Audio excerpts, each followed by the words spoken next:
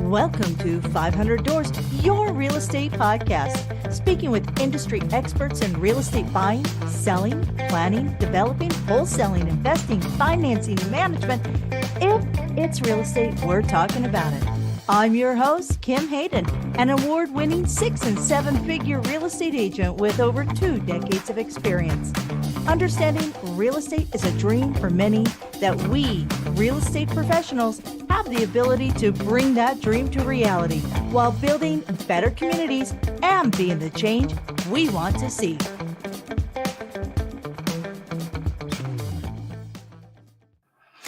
Hello and welcome back to 500 Doors. I am super stoked. We are going coast to coast in search of finding the agents that are making the difference, right? Are they an agent of change? So our next guest as a seasoned realtor with over 21 years of experience in the greater Seattle area, Danon has had the privilege of helping countless clients achieve their real estate dreams. So let's bring him in and we're going to find out what that countless number is. Hey, Danon, how you doing? I'm good. How you doing? I am doing absolutely fantastic, even better now that you're here. I appreciate it. I'm happy to be here. Thank you for having me. Absolutely. All right. So, folks, Danon even knows where Canada is. So we were talking about that before the show. And you've got a brother. I know that from before the show. But what I'd like to do is start this out getting a little bit of who is Danon? What market specifically do you serve within the Seattle area? Is it all of Seattle, or do you have a niche market? And just kind of get that little bit of background on you. Yeah, absolutely. Thank you. I appreciate that. Well, I'm Danon Powell. I'm a father. I have two sons. My oldest is just turned 25. My youngest, and he's adulting. Him and his girlfriend and stuff, and they're working as a great job here locally in the film industry. And he's adulting with his girlfriend right now, and they've been together for a while, so that's going well. My youngest son is 20. He's going to be 21 here pretty soon, and he's up at the University of Washington, and I'm trying to make sure I get him through school. I've been a local realtor in the Seattle area for 21, almost 22 years now. I came out of the IT industry. I was in .com bubble burst, and I didn't like the idea of someone up top really being in control of my destiny. And I always had a passion for real estate. I was always interested in real estate. I always had a passion for it. And I took that when we got caught up in the .com bubble burst. I took that as an opportunity to get into real estate and learn it. Just jump in, let me figure it out. And that's what I did. I saw that there was certain parts of the community that was underserved. And I wanted to educate myself and be able to help lead others and get them into home ownership. And I think that's so crucial, and especially in today's world where, and this may be absolutely crazy, but I have heard estimates as much as that 250,000 units could be built on a monthly basis and still not meet the full demand in the next decade. 250,000. So yeah, and home ownership, be it a condo, a duplex, a house, whatever kind of whatever space it is so critical to the mental health and well-being of people. I agree. The home is the foundation, right? I mean, from there is your launching pad, right? Everything starts at home. And for me, I know in my home, it's my Zen space. It's where I like to decompress. It's like, you feel comfortable. You go outside and you go fight the battles of the world every day, and you come home and you can just decompress. And I think it's so important for people to have that foundation, especially when it creates income opportunities. And what I mean by that is from appreciation standpoint, right? And people having ownership. And I think when they have ownership, there's more pride. It's reflected in their area. People take care of their homes. And I think it's just uplifting for communities in general. Absolutely. You mentioned underserved markets. Can you expand on that just a little bit? What you saw that was being underserved and how you've stepped into that place to serve? Yeah, great question. What I found out is that, um, I think a lot of people had a misconception that you need an 850 credit score and a lot of people with 20, 30% down. Of course, we all love that. We love that buyer. Come on in, sign up. Call me today, right? I'll get you going. But a lot of times you have people who, if they didn't have the perfect score and the right, they just kind of got shooed away, right? People would not, they were like, oh yeah, okay, well, come back when you have that, or when.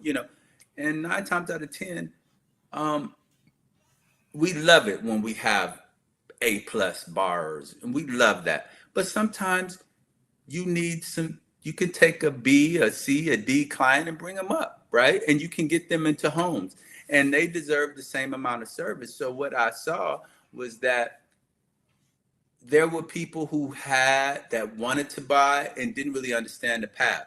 They didn't know that, oh, okay, you got programs for different levels.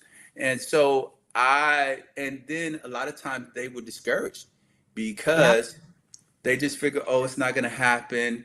And, oh, okay, that's okay. I'll come at it another time. And, that never comes a lot No. of times, or And very there's a lot of frequently. fear and a lot of shame. It's a lot of fear, a lot Yeah. of fear, And and people and go, miseducation. and miseducation. Yeah, Absolutely. yeah, Absolutely. And I love that there are programs in place now that allow people to claim like even their rent to rebuilding their credit, right? Or to yeah, expanding, like elevating their credit. yeah. And I love the fact that you're not afraid to take on somebody that maybe was marginalized by another agent. I remember Mm, one of my very first clients who, by the way, 25 years later are still in the house I sold them, mm-hmm, and they raised both of their children in that home, and both of their children were able to go to university just through the equity of 20 some years in that home.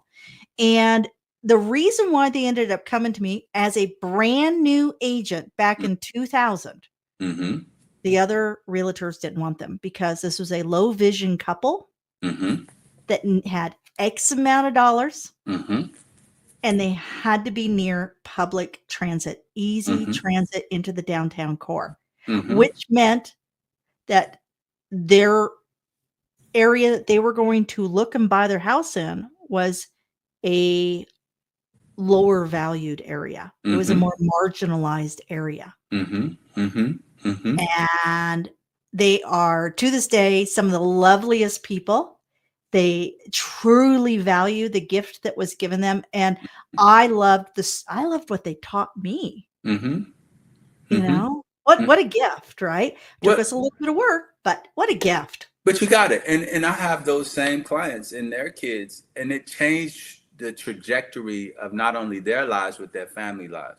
And I've had those, right? And I had clients who now their kids are in college and they're going to school and they have 400, $500,000 in equity because they bought it a great time and they got in. And now that's changing the trajectory of their lives.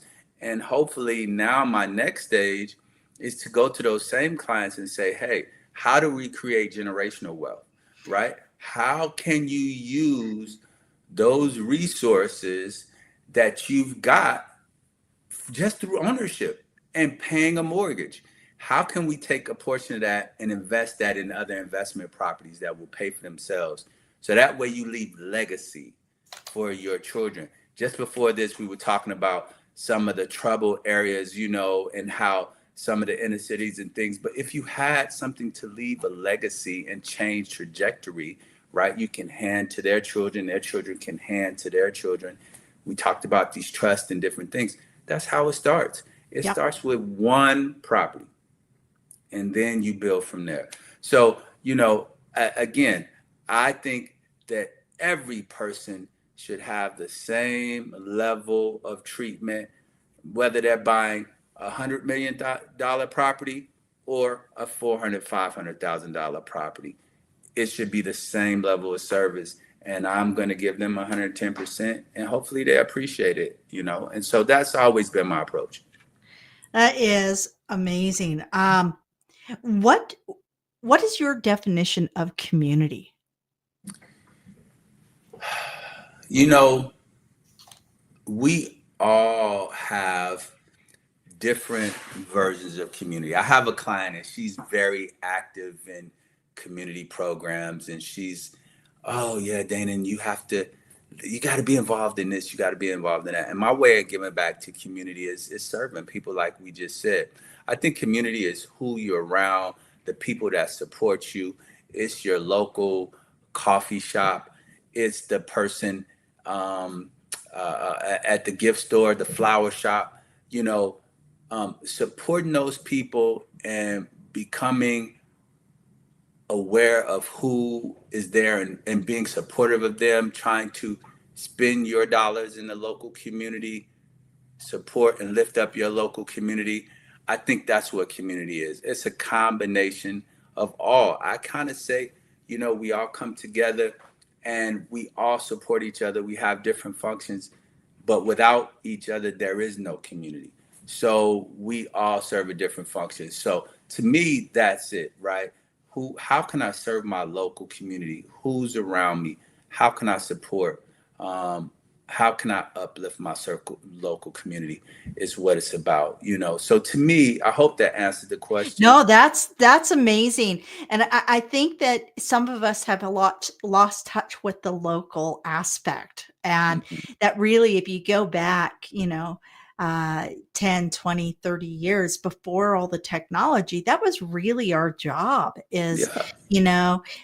to support little Timmy's soccer team, or to, buy your gifts at the local gift shop, or, to give your clients a dinner out at the local Hmm. restaurant. And, Hmm. and I think that real estate agents have the opportunity of creating community, being the hub to a community, that anchor piece that, a lot of people are feeling adrift right now. Hmm. Hmm. It's great when you put yourself out like that.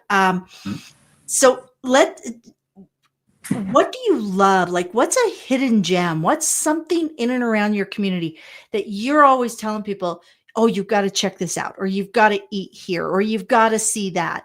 And people go, I had no clue. I had no clue. What's a hidden gem? Well, I'm going to tell you, Seattle is full of them. Every time I go past and I drive, I've been a realtor here for 22 years, but there's always these nooks and crannies that I might drive past 1,000 times, never knew was there, right? And one of my favorite restaurants in Seattle is Canlis, which is a hillside restaurant with a water view looking down. Beautiful place to go and have something to eat. If I'm up north, and where I live on the north end, there's a beautiful place on the water called the Muse. It's a old, it's a coffee house. So during the day, it's a coffee house from 8 a.m. to 4. And at 4, it turns into a whiskey house, like a speakeasy. I think that's Yeah, if I'm saying it right. speakeasy. So it That's turns into awesome. that, but it has amazing water views. And the house originally it was owned by the big paper mill people. It was their original house. And it has this inside, there is this special room, and it has a big walk-in safe that they've converted into and all these high-end alcohols, and it's just a really cool place to sit down and take your clients and go have a cup of coffee and do some work. So it's a great place as well. So Seattle has a lot of nooks and crannies. There's beautiful waterfalls. What I love about Seattle is you can be in the city, and then 45 minutes you can be out in the middle of nature and see eagles, and you can see, various birds and hawks. And be out in the middle of nowhere and waterfalls and things of that nature. So it's a ton of nooks and crannies and secrets here in Seattle. But those are a couple of my few places that I really like. Ah, amazing. The speakeasy does sound fun. Yeah, it's fun. Sounds It's fun. pretty fun. It's a That's nice place. amazing. And I love it when a place has a story, Yeah, right? When it yeah, has that history to it. Um, yeah. the statistics show us that 87% of people who get a real estate license will be out of the business in the first 36 months. Hmm.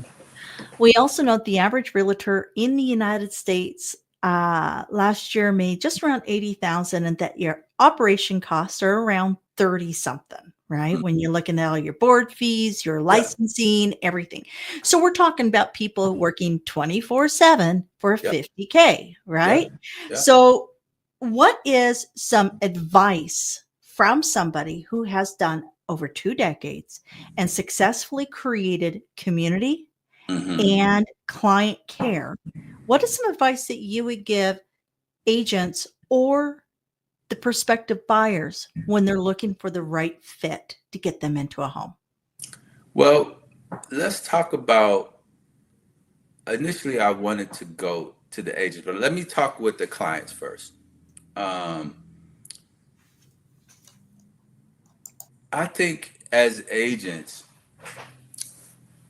you want to find somebody that's going to support you and listen to what your needs are, but help you get clear about what your needs are as well. Because a lot of times, as buyers or sellers, you know, it's easy to go with the agent or the person that's going to tickle your ear, right? And you kind of set it up perfectly, because a lot of agents get into the business and they believe, oh yeah, just tell them what they want to hear. You really should have somebody that's going to be honest with you and tell you the truth. When it comes to valuation on a property, you being a agent, you know that setting the price is very important, right?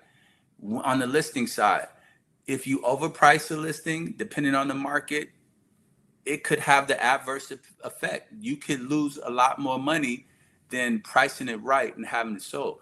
But a lot of agents are not strong enough to be honest. They're afraid of losing a listing. Case in point, I have a client right now. And I I have totally agree with you. I love it. I have a client right now who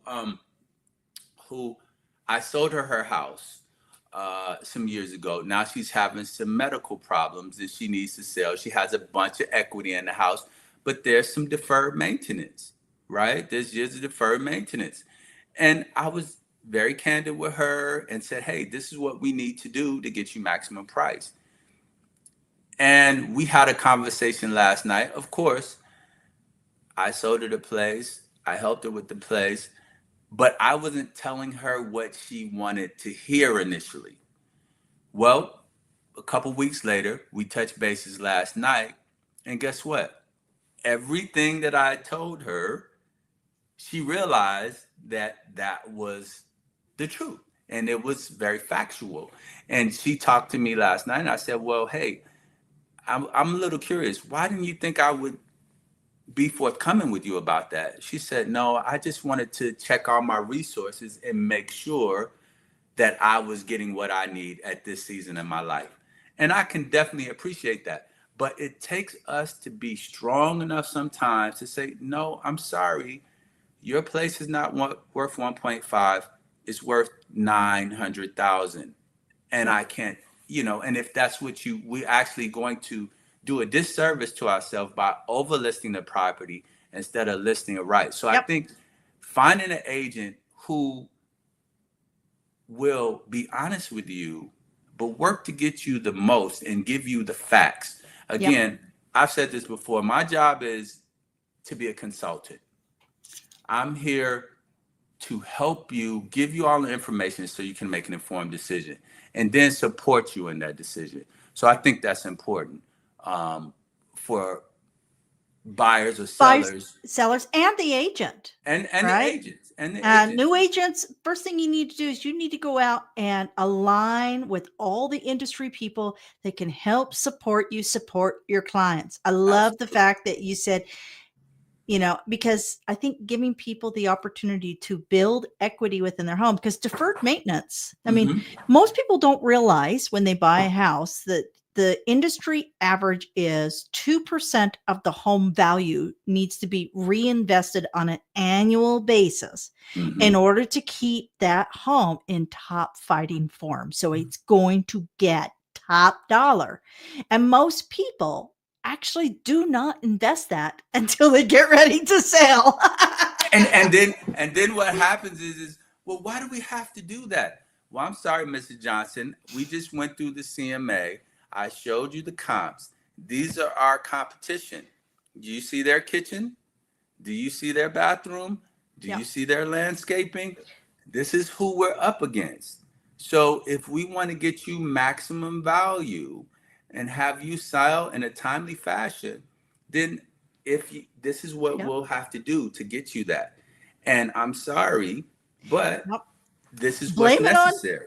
blame it on HGTV. It has groomed an entire generation of home buyers Yeah, that they want the deal or the reveal. And yeah, there is no in between. There yeah. is no in between. One of my favorite clients was this older couple. They're just sweet as can be. I mean, he's a little crusty, but she loved the color mint green. Uh-huh. Loved the color Wow. mint Wow. green. Like, Yeah. yeah, are you seeing where this is going? So Yeah. they had their house listed in our farm area, and Uh-huh. it was listed with another agent, and they had already purchased another property.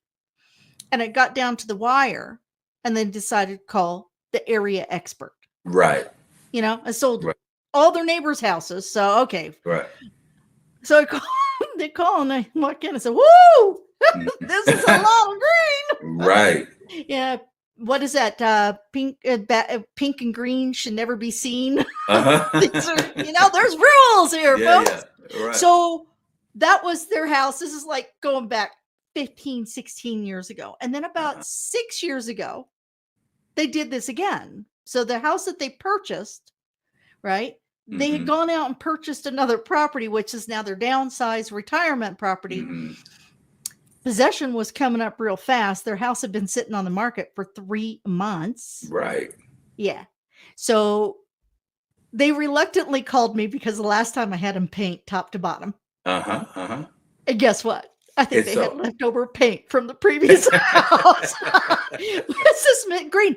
Great house, great Uh-huh. location. And even the price that was on it was the right price. Mm-hmm.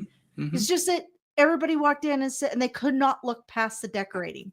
Yeah. And the decorating wasn't bad. It was just that the color palette is not today's color palette. And we were looking for a younger buyer, not an older buyer, right? So Mm-hmm. because we're right across the street from a school. So Mm-hmm. called in, and the first thing the husband goes is, I'm not painting. I'm not painting. And I said, well, this is the price if you don't want to paint. And this is the price if you do want to paint. Remember our Yep. discussion from like 6 years ago? Yep. And he looks at his wife. I told you she'd say that. So, best line ever. Well, I said, oh, between the two of us, we've got 3 good arms and 3 good legs. Let's just get it painted. Uh-huh. Sometimes you got to Best roll your line. sleeves up. That house sold 10 days after we listed it Yeah. in a soft market for the Yeah. price it was previously listed and sat on the market for 10 or 3 months almost. Yeah. And we got them moved into their new property. And yes, they had to paint top to Yeah. bottom. And it's funny that you said that. So with the same client that I told you about, I went through the CMA. We looked at all the comps. We went through everything together. I showed them, here's what we need to do. Then on top of that, I actually showed them one of a great client of mine, her house. She had a house, same thing, great neighborhood, nice. It was better condition, way better condition. And it sat on the market. It was just original. It wasn't that there was anything that was wrong. It was just original. And we put it on the market at the same price. It sat on the market for 3 months, 2.5 months, 3 months. And I only tried it because she's a great client of mine. She said, I want to try it like this. We took it off the market. We made the updates, kitchens, cabinets. We repainted the entire house, did everything. We put it on the market. It sold in 5 days for $40,000 more than what we think. I think we went on originally at $995. We ended up selling at like 1.1, something like that, in 5 days, and got multiple offers. So what I tell my clients is, it's no longer your house. I think we could write a book. I think we could write a book. You are amazing. You are amazing. Yeah, I just tell them, it's not just detach emotionally from the house. It's no longer your house. I know you like that mint green, but we have to appeal to a broader market, and we really just want a blank canvas. Just leave it kind of clean and open, and they will make any small changes that they like. I love you. Dana, you are a rock star. I've got your socials and everything up on the screen here, and everything, folks. If you're listening to this, it will be in the comments. If you're looking at the Seattle market, Dana, where can we find you? And can you please spell out your website in case it's an audio audience and they want to know exactly how to spell your name? Perfect. So I am Dana Powell. I'm a local. I'm a Compass agent with Compass, and my office is located in Seattle in the Fremont area, and I'll post that address for you. My website is DananSellsMoreHomes.com, and that's DananSellsMoreHomes.com. Okay, and on my social media is Your Best Seattle Area Realtor, and you can find me on Instagram. You can find me on LinkedIn. You can also find me on Facebook. I just did a whole new social media rollout, new branding. I have a brand new, beautiful site that's coming up, so I'm excited for you guys to see it. I'm just so particular about things, right? So it's probably 90% complete, and I can't wait to introduce it. It's going to have a bunch of great tools for everyone and information about local community events. So yeah, if you're looking to buy or sell, invest in the greater Seattle area, please feel free to reach out to me. I kind of call my service area North King County, South Snohomish County, right along that border, but half house will travel. If it makes sense and I can be of service to you, I will definitely do what I can to get you the right property. Oh, Dana, you are awesome. I really do. Thank you for taking time. I know that as agents, time are our most valuable commodity. And the fact that you invested that in me and my amazing audience, I really appreciate your time. And I love it. You've been a great host. I love your show. Nothing, just pure professional. I love it from top to bottom. And thank you for having me on. And definitely, I can't wait to see this. Thank you for joining us at the 500 Doors, Your Real Estate Podcast. Be sure to join our Facebook group at Real Estate Success with 500 Doors. Keep on watching, and don't forget to like, subscribe, comment, and share, because we all know sharing is caring.